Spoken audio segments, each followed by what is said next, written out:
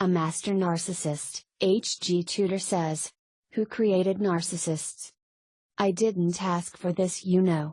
I know you did not either, but for once let's not make this about you and let's talk about me. Yes?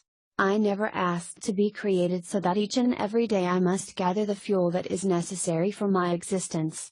Yes, I must eat, I must drink water, and I must breathe the air, just as you do, but for me I have another staple requirement of daily living. I must have fuel. Did you choose to always needs food and water? No, you did not. Neither did I. I did not choose to require this fuel either, but without it I will cease to exist.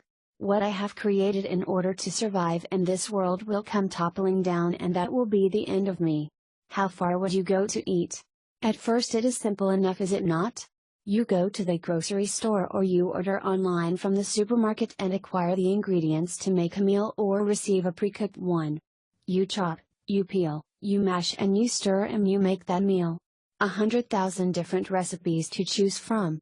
Instead, you may remove the packaging, pierce a cling film, and pop it in the oven or the microwave.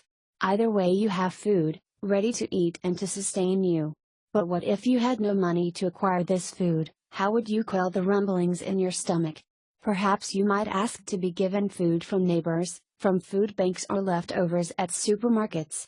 It is demeaning, but you need to eat, don't you? So what does a little pride matter so long as your stomach is filled? However, what if that charity ends? What if the benevolence of friends and neighbors dries up? What would you do then? What if there are no friends and no neighbors? Would you look to survive on berries you find by the roadside, drink the water from a stream? Would that sustain you for long, or would you tire of that? Would you scavenge through the bins outside a supermarket for food that has been thrown out but is perfectly edible? Is that stealing? Perhaps not. Would you cope with the stares of pity and disdain from those who saw you surfing a dumpster? Would you steal from the shops in order to quell the hunger pangs? Snatch a loaf from a bakery, sneak into a house and steal that cooling by or rifle through the cupboards in order to find something to eat? What if there is no edible food in the dumpster? Would you remove the mold and eat what you find, risking illness? What if the supermarkets ran out of food and there was nowhere to steal it from? Would you scavenge from the orchards until the fruit ran out? Would you catch fish or hunt a lamb or grab a chicken in order to cook and eat it over an open fire?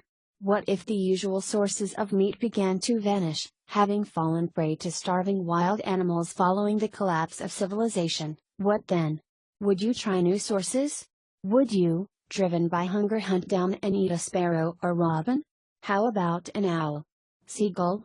Would you slaughter a fox in order to eat its meat? Where would you stop? Would you eat another human being in order to survive? When needs must, where would you draw the line? How far would you go to feed yourself and your loved ones? Begging, growing you own, stealing, savagery, cannibalism? Do you have a limit, or when the chips are down and your stomach is knotted with the agony of starvation, would there be no limit? How far would you go? Would you fight another person for a packet of rice? Beat someone up in order to steal their hoard of windfalls?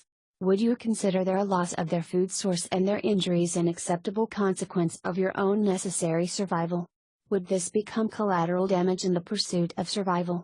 Abhorrent as it may sound, I should imagine, when the need really arises, that you would go beyond the unpalatable in order to survive. Now replace food with the need for fuel, and you will understand that I have no choice other than to gather this fuel from different sources and in different ways throughout the course of each day.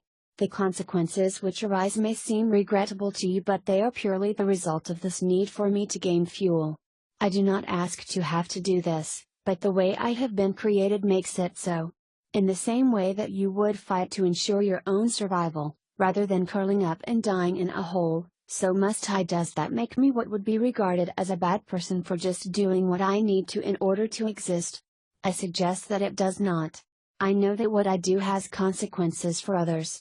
I am not blind, nor am I a fool. I understand fully the devastation that I cause as I tear through someone else's life like a whirlwind, sucking everything in, hurling it about, and then discarding it broken and shattered. I have heard the complaints, the stories, the recollections, and the accounts. I have heard the cries of dismay, the wails of misery, the screams of terror and the slow sobs of pain. I know what is caused by my actions, but what choice do I have? I do not set out to achieve these things, but they must always arise as a consequence of what I must do. I feel no guilt nor remorse. I am devoid of those emotions. Another consequence of the way I have been created. I feel no shame in these actions, no pity for those who suffer from my behaviors, and no sense of empathy for those who are remorselessly cut down by my machinations. I am not burdened by such emotions, so I do not toss and turn at night. I do not have my sleep peppered by nightmares of torment. I do not sit in anguish and seek absolution for everything I have done and everything that I am to do. Those concepts are not applicable to me. What I do is invite you to understand me. I want you to understand what I am, what I must do, and what arises from this, and if you were in my shoes, then you would do the same. This does not make me a bad person, does it? I am a good man who is having to do a bad job. Yes,